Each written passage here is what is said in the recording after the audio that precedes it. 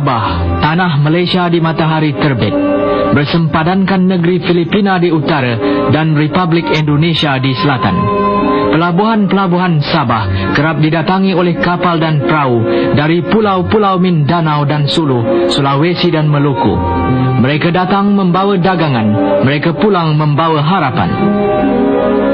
Salah satu pelabuhan itu ialah Tawau di timur Sabah, satu-satunya yang paling dekat dengan Kalimantan, Indonesia. Dari pelabuhan ini keluarlah abaka dan kayu kayan, hasil utama Sabah.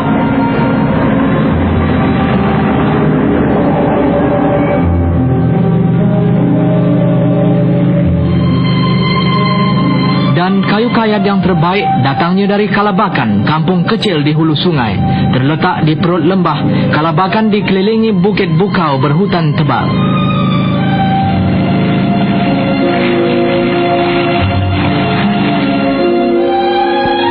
Di tengah-tengah tentram ini meledak pula konfrontasi dari Indonesia.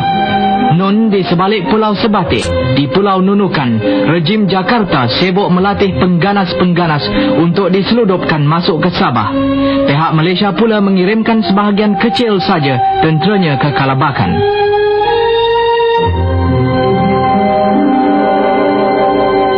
Kalabakan bukanlah di garisan depan sempadan, malah 30 batu masuk ke dalam bumi Malaysia. Kira-kira 10,000 orang bekerja di Kalabakan. Di antara mereka terdapatlah sedikit sebanyak orang Filipina dan Burma. Tetapi sebilangan besar, kira-kira 9,000 adalah orang-orang Indonesia. Sekalipun ada konfrontasi, mereka tidak diganggu-gugat. Bersama-sama dengan anak Sabah, mereka mengeluar dan mengusahakan balak-balak dari Kalabakan. Masing-masing berlumba-lumba mengejar kekayaan Sabah itu.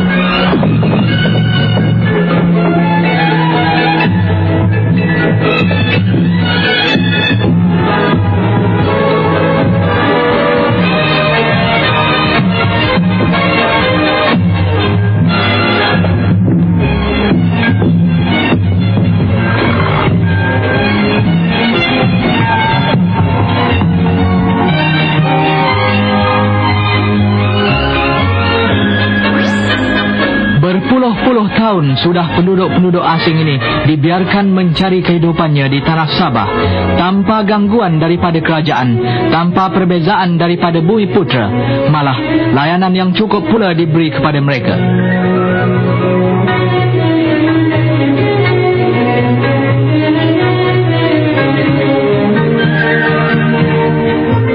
Rumah-rumah pelindung panas dan hujan disediakan.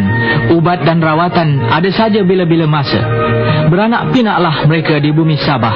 Ada setengahnya sampai 3 keturunan. Banyak juga daripada mereka yang lebih mewah daripada anak negeri.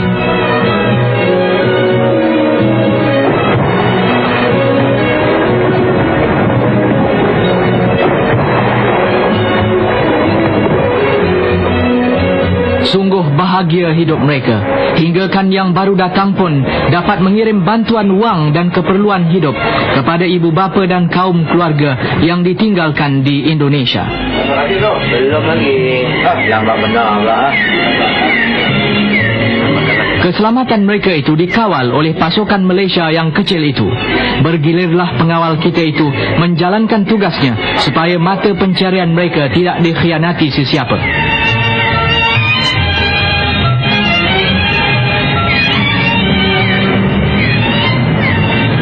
Tempat tinggal pasukan Malaysia pun bukan pula bangunan khas, hanya sekadar dapat berlindung dari panas dan berteduh dari hujan.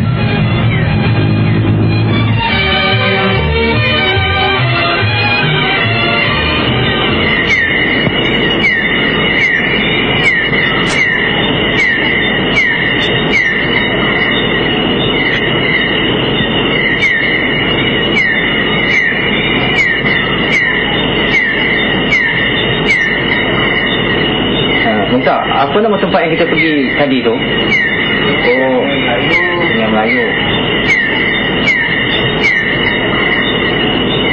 Hai, jangan ambil semayang. Yalah, saya pergi semayang dulu lah.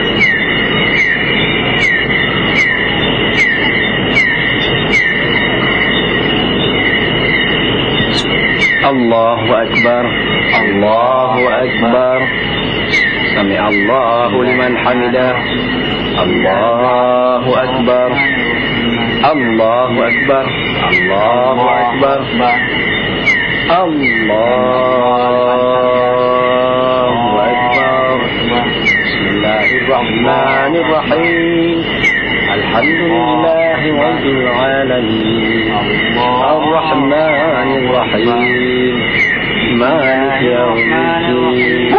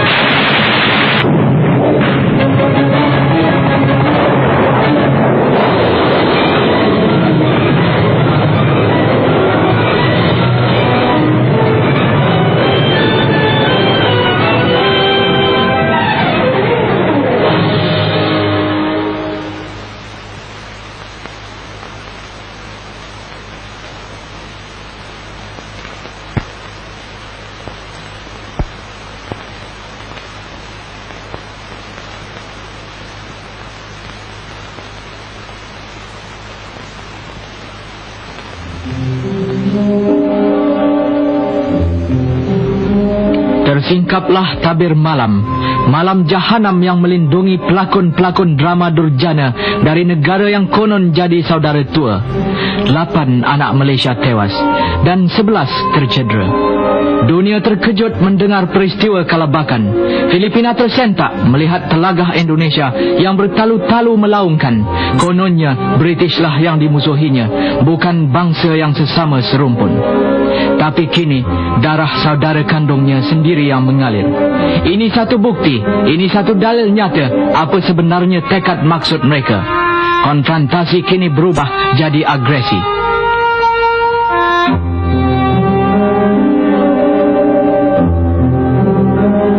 Tempat-tempat lain di Kalabakan diserang, termasuklah balai polis. Tetapi tiada korban. Tindakan yang begitu teliti bukan perbuatan satu hari, malah jelas sudah lama dirancang dan dikaji. Di manakah dia cinta damai mereka kalau kini mereka sudah masuk 30 batu ke dalam bumi Malaysia, melanggar sempadan, melakukan pencerobohan. Prajurit yang tercedera dirawatkan di Hospital Jesselton. Tengku Perdana Menteri segera terbang ke Sabah untuk berada di sisi yang malang itu. Beliau mensifatkan serangan musuh itu sebagai tindakan pengecut. Serangan Kalabakan adalah tikaman dari belakang. Ianya satu pembunuhan kejam.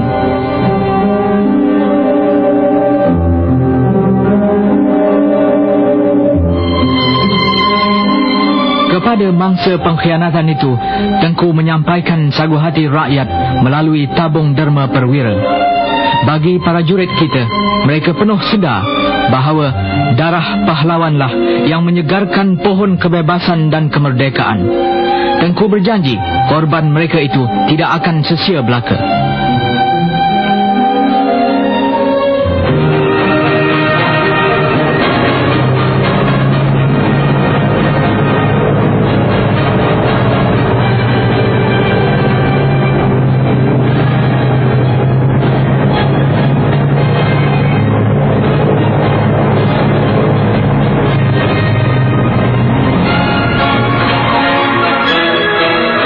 Serta-merta bala bantuan dikejarkan ke Tawau. Peristiwa Kalabakan mengubahkan pandangan terhadap konfrontasi Indonesia. Sabah yang dahulunya tenang tentram kini sibuk dengan gerakan tentera.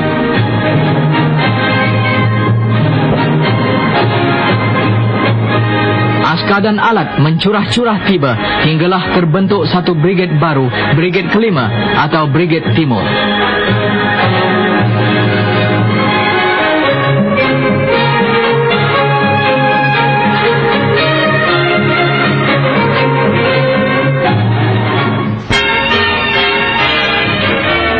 brigade baru kelima itu yang diketuai oleh Brigadier Ibrahim, para panglima perang termasuklah Lieutenant General Tengku Osman bin Tengku Muhammad Jiwa, Ketua Turus Agong Angkatan Bersenjata Malaysia pun tiba mendengarkan sendiri laporan perkembangan di sekitar peristiwa kalabakan itu. Bersama-sama dengan pegawai-pegawai lain, mereka pun merancangkan serangan balas atas pengganas-pengganas dan pengkhianat Indonesia itu.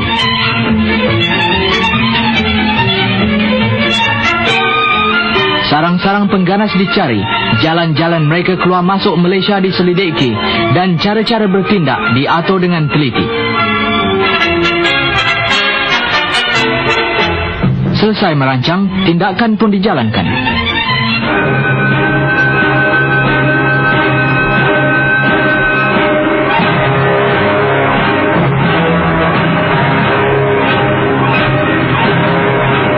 Segala bahagian pasukan bersenjata bergerak rancak. Di darat, pasukan berjalan kaki meronda di solok rantau negeri Sabah dibantu dengan kereta-kereta perisai.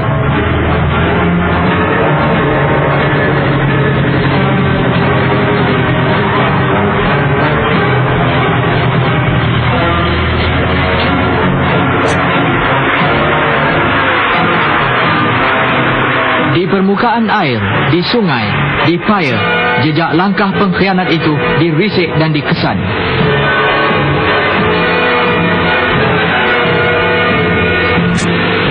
Tahu saja tempat sembunyi musuh itu, deras segera dikhabarkannya ke pengkalan. Tindakan pun diambil serta-merta. Dan helikopter tiba membawa prajurit-prajurit Malaysia. Kadang-kadang di tengah-tengah hutan, dan ada kalanya di tempat-tempat yang tak pernah dijelajah orang, prajurit Malaysia menggempur.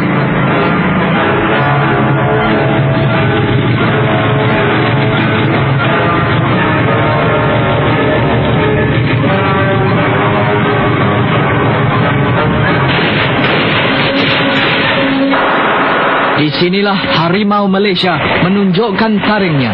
Dengan semangat hang tuah berkobar-kobar di dada, pengkhianat itu diburu hingga ke lubang-lubang batu. Hasil tindakan itu sungguh menggembirakan. Dalam tindakan pertama, beberapa orang pengganas telah ditawan, tidak kira pula yang terbunuh.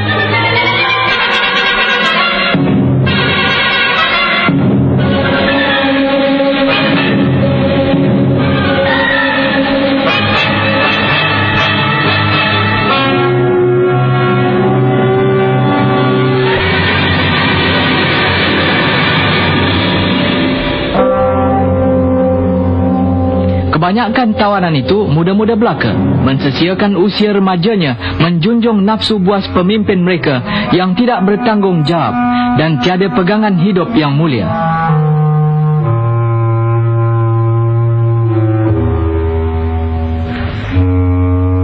Lapar dan kebulur dalam negerinya, mereka dipancing untuk menjajah negeri orang. Dan apa yang disebutkan gerilya Kalimantan Utara sebenarnya pasukan tentera Indonesia. Drama sedih berlaku di sini. Oleh kerana terlalu kebulur, pengganas ini mati kerana gelojoh makan. Kejayaan demi kejayaan dikecap oleh tentera kita. Boleh dikatakan seluruh gerombolan pengganas itu telah musnah.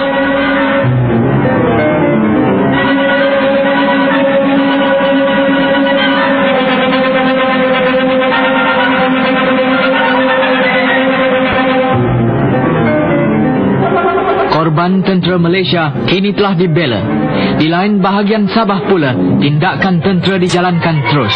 Pengganas-pengganas di kawasan Malaysia diburu dan digempur.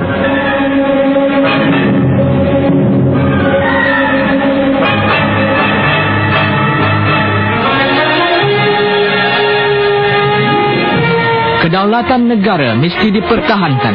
Maruah negeri dijunjung tinggi.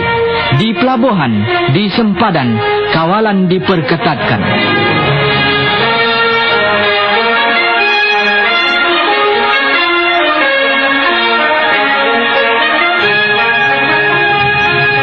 Di perusahaan, di kampung-kampung, keselamatan pekerja-pekerja dan penduduk luar bandar dijaga rapi.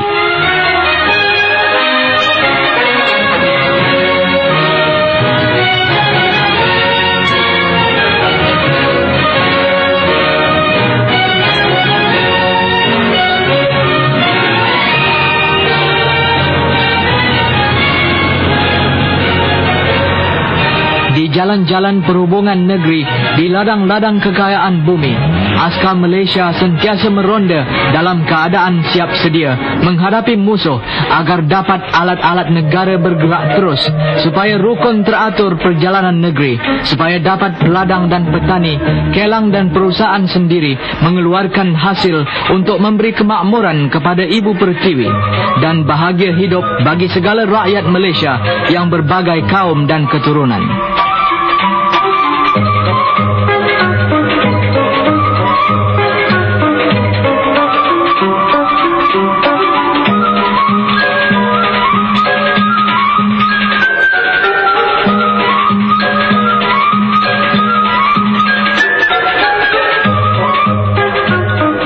Peristiwa Kalabakan, satu-satunya gambaran pengkhianatan, menjadi peringatan kepada kita sekalian supaya sentiasa bersiap siaga sebarang masa, siang malam menghadapi gelap tekad komunis yang sentiasa mengabui mata rakyat negara tetangga kita itu.